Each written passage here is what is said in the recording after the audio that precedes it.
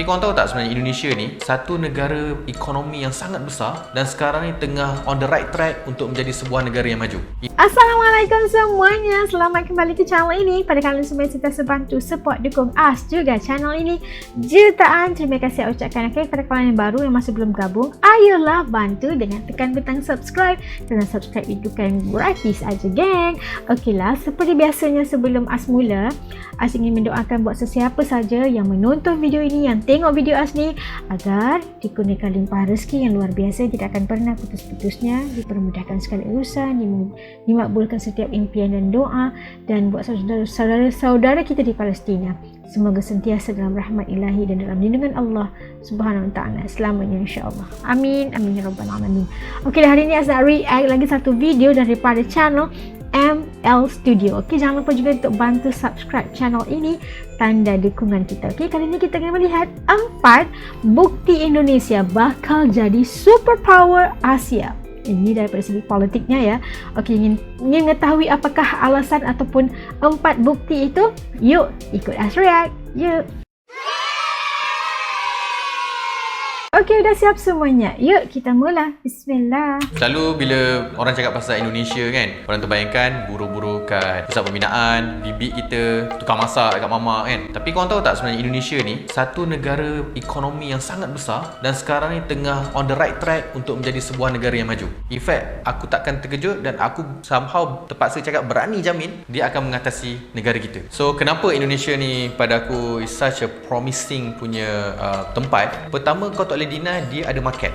Dia punya populasi tu itself dah cukup dah untuk membangunkan sesuatu produk, untuk membangunkan satu syarikat. Sebab itu macam Gojek dia tak kisah sangat dia nak pergi ke negara-negara ASEAN lain sebab dia tampung market Indonesia pun dia dah cukup besar. Lepas tu company macam Tokopedia, macam Bukalapak kan, company-company ni kenapa dia boleh survive? Sebab dia control market Indonesia dah cukup. Berbanding dengan negara-negara yang kecil, macam Malaysia ni kecil tau. Kalau kita buat something, kita tak nak kena scale up, kita kena pergi ke luar negara. Tapi macam Indonesia, kalau katalah kau lahir kat Indonesia, kau nak jadi startup apa semua, kau sebenarnya perlu fikirkan market negara kau je sebab dah cukup 300 million. Mungkin ada orang tanya Singapura boleh, tapi yang Singapura boleh tu, yang kau cakap company Singapura tu, dia punya presence ada juga kat Indonesia. Grab headquarter kat Singapura je, tapi operation dia dekat the whole ASEAN. So Singapura ni dia punya pandai, dia tahu dia tak ada market, rakyat dia tak banyak apa semua, tapi dia bawa masuk capital. So kalau kau company besar mana pun, kalau kau nak buat operasi ke apa semua, kau perlukan capital. So kat mana dah dapat capital? Pergi ke Singapura. So Singapura pula letakkan syarat, kau nak capital aku boleh, tapi kau kena buka headquarter kat sini. Sebab apa? Dia nak pekerja-pekerja yang power tu semua biarlah orang Singapura yang dapat. Okay, so tadi tu pertama. Reason kedua kenapa Indonesia ni akan jadi negara yang power, sebab dari segi undang-undang, dari segi governance dia tu, dia dah getting way better daripada Indonesia 10, 20, 30 tahun yang lepas. Kalau dulu, sebab benda ni penting tau, sebab bila kau nak melabur, katakanlah kau investor, engkau bukan sekadar nak tengok market tu bagus ke tak. Kau nak tahu kalau aku letak duit kat situ, if anything happen, aku boleh percaya tak dia punya sistem perundangan. Kalau kata aku nak saman orang Indonesia yang buat palat dekat aku, boleh tak court tu adil terhadap aku dari segi keselamatan? Kalau aku buka kilang kan, kalau tiba-tiba ada rusuhan ke apa, polis dekat situ boleh tak protect aku punya interest yang fair? So dulu mungkin lah sebab yelah corruption kan, orang boleh bayar itu dan sebagainya. So sekarang ni benda tu dah slowly but surely being addressed dari segi undang-undang. In fact sebab tu lah baru ni Indonesia pun perkenalkan undang-undang khas untuk pekerjaan kan, yang sampai orang protes apa semua. Sebab benda tu sebenarnya favor kepada kapitalis. Of course lah, kalau kau ambil sudut dari segi pekerja, benda tu macam seolah-olah menindas orang. Tapi kalau kau ambil sudut dari sudut investor, benda ni yang bagi aku certainty. Dan yang ketiga, of course lah, kau tak boleh deny mana-mana negara pun it's all about leadership, it's all about government tu sendiri. So dalam kes ni Indonesia sangat bertuah, dia dapat Presiden Jokowi. So Presiden Jokowi pertama, kalau kau tengok, dia telah meunitekan semua opposition dengan diri dia sendiri untuk form kabinet. Dia panggil balik seteru dia Prabowo tu untuk join kabinet dia supaya tak ada bergaduh-gaduh dah lepas ni. Dan dari situ dia dah dapat political orang kata apa, certainty, dan dia boleh lah appoint orang-orang yang dirasakan tepat, teknokrat, contohnya macam Nadiem Makarim kan. Bila dia berjaya buat macam ni, pada aku benda tu memberi signal kepada investor Indonesia yang aku tahu sebagai tak stabil dulu ni, rusuhan lah, tukar apa semua ni, aku tahu yang aku boleh percaya pemerintahan ni sebab dia ada the right person at the right place. So kenapa satu lagi benda yang Indonesia buat benda yang betul adalah Sebab pemerintah dekat situ dia telah membina infra-infra, dia telah melabur untuk projek-projek berimpak tinggi yang pada aku bersifat serampang dua mata. In fact, to certain extent serampang tiga mata pun ada. Contohnya dia bina MRT. So apa dia atasi? Kesesakan lalu lintas. Dia telah membuatkan pelabur rasa, oh Jakarta ni okey lah, adalah juga pengetahuan, tak adalah jam gila kan. Lepas tu dia macam buat kereta api laju. Kau bayangkan daripada Jakarta ke Bandung sekarang ni kau boleh naik bullet train 45 minit dah sampai. Dulu aku ingat lagi bila aku pergi melancong, nak pergi Jakarta ke Bandung naik bas 5 jam.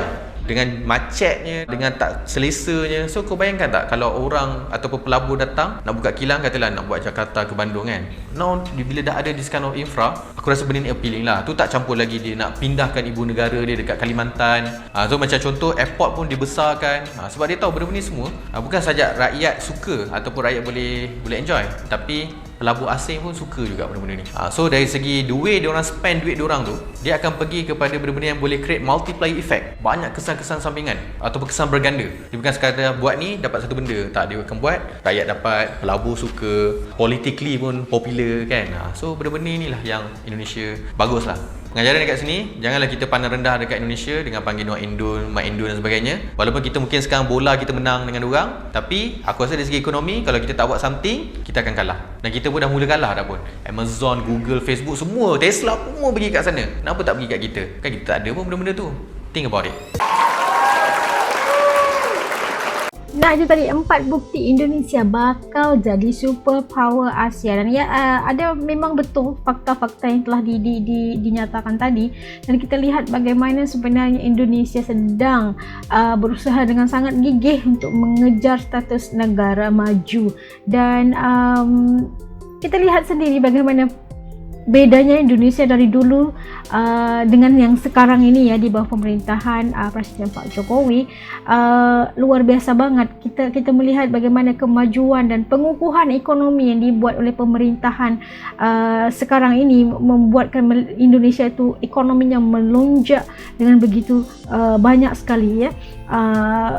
Luar biasa banget kerana kita tahu Indonesia itu sebuah negara yang besar, marketnya di situ, kapasitinya di situ, dan asuka infra yang dibangunkan oleh Indonesia sekarang punya kemajuan yang luar biasa, daripada MRT, kereta cepat dan sebagainya. Itu membuktikan Indonesia juga mampu seiring dengan negara-negara Asia maju yang lain, contohnya dengan Jepang, Singapura dan sebagainya. Itu adalah sesuatu yang luar biasa, sangat dibanggakan harusnya ya oleh kita di tetangga Indonesia dan sebagainya. Asia sebenarnya harus mengikut jejak langkah Indonesia yang menyusun strategi mereka itu dengan sangat bagus sekali di bawah pemerintahan Pak Jokowi.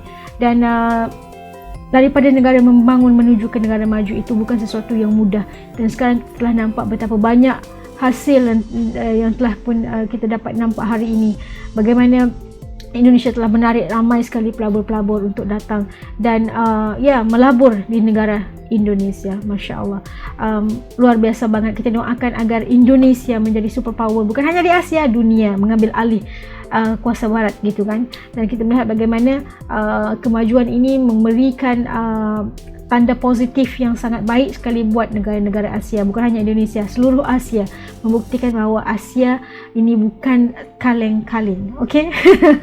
Okeylah, kita doakan agar seluruh negara di Asia ini maju jaya selamanya dan menjadi superpower baru yang ditakuti dan digunungi oleh khususnya negara-negara barat, blok-blok barat ini ya kan. Mereka itu mandang-mandang kita ni kayak apa aja gitu. Dan kita memegang ekonomi dunia, insya-Allah suatu hari nanti. Tiada yang mustahil ya kan. Okeylah, sampai ke sini dulu video reaction As untuk kali ini. Pada kalian telah nonton bareng dengan sampai habis video ini, jutaan terima kasih As ucapkan. Okey, ketemu lagi insya-Allah di lain video. Assalamualaikum, jaga diri. Dadah.